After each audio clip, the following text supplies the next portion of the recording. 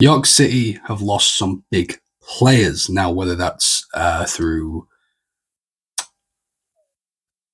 mutual consent or I suppose lack of a new deal, contract expiry. Obviously, we lost Malachi Fagan-Walcott for a club record fee of 1.15 million, I believe. Around that figure, definitely over $1 million. There's some big shoes to fill. The captain Callum Howe has gone back to Scunthorpe, which I believe is his childhood club. So that, of course, makes sense. Sad to see him go, but I understand it. Back-to-back Golden Glove winner Harrison Mayle was, I think, a big shock for everybody. There's rumours and things have gone around of why that happened, but I don't think anything has been said officially, or at least I haven't seen it. So I'm not going to address those. So York have some big boots to fill, and we're going to go through who they've signed so far. We still have some time left in the transfer window, but York have done some pretty good business, so I feel like this is the perfect introduction to the channel to talk about it. So let's get right into it. Let's start with at the time of recording, the most recent signing is the goalkeeper, which is Alfie McNally, on loan from the Fulham under-21 squad. I don't mind a young keeper that comes in on loan. I think that's, how else is a young keeper going to get experience? I completely understand it. However, I think when you've let a back-to-back Golden Glove winner leave, bringing in a player with such a lack of experience is a risk. And I don't have many positives to say about it. I don't have a lot of negatives either. I'm not going to sit here being a hater. But I think it's a risk versus reward thing. And if the risk pays off, wonderful. I'll happily eat my words and say, I didn't expect that. But I think I personally would bring in another keeper. Well, we've got Sykes Kenworthy, but my personal opinion, that's not enough. I think bringing in someone with experience, even if you brought in a keeper who was, 35, 36, someone with that level of experience, I think that is essential, because staying up, despite what some fans might think, despite what the bookies' favourites are, if York finish 1 point above relegation, that's a successful season. When you just come up, especially coming up to League 2 from the National League, I think staying up in your first season, whether that's by 1 point or 50, is just as successful.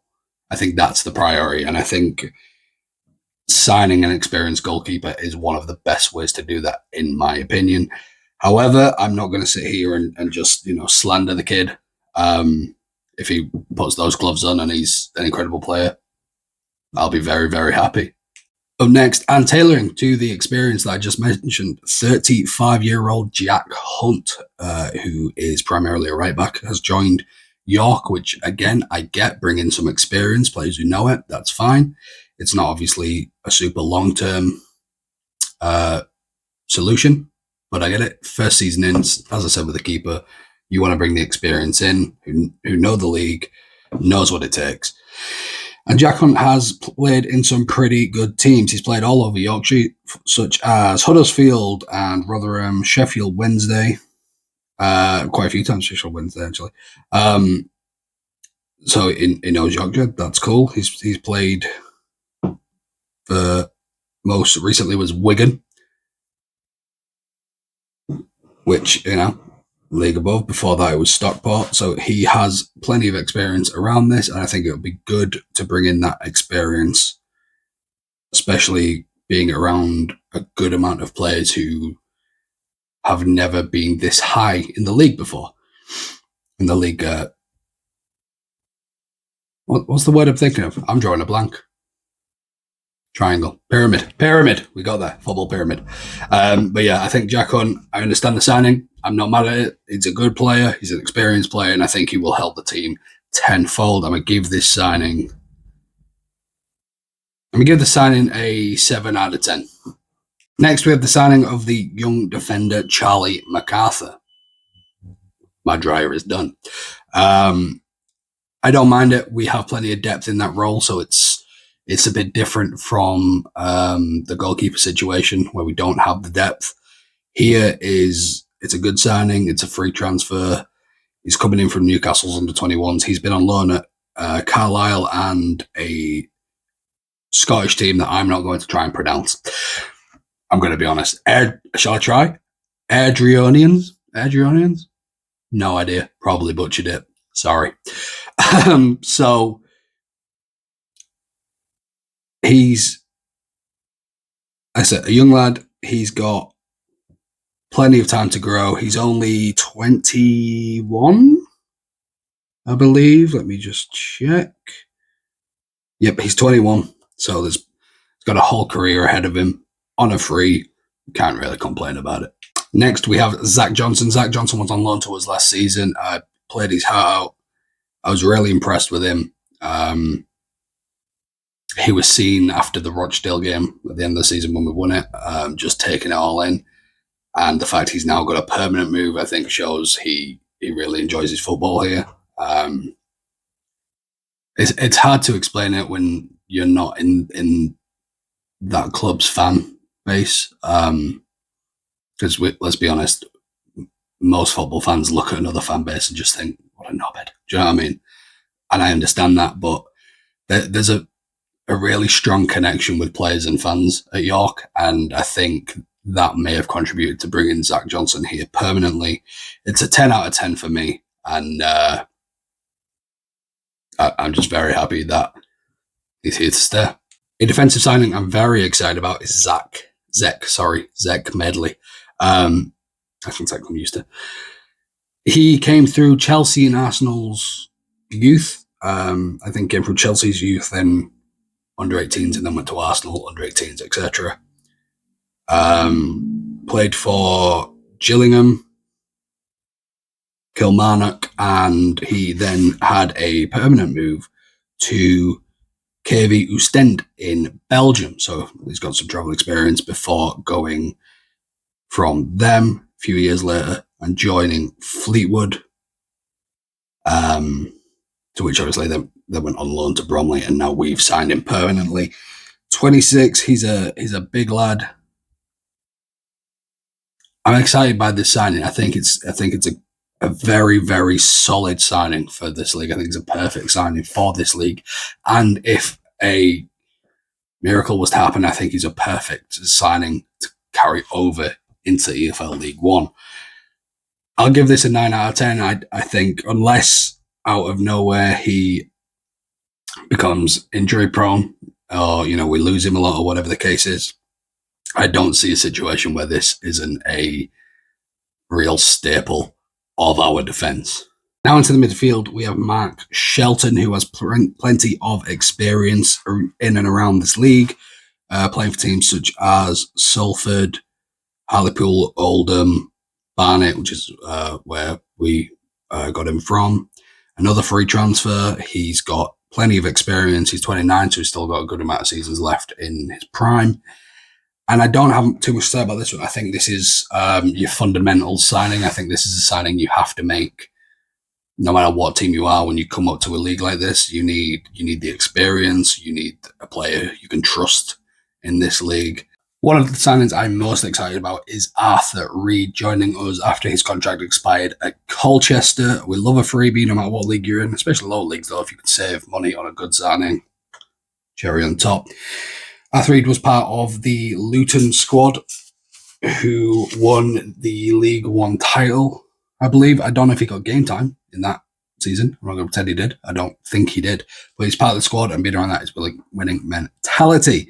He has a abundance of games in League Two. I believe it's close to I think it might be over 200 games in League Two.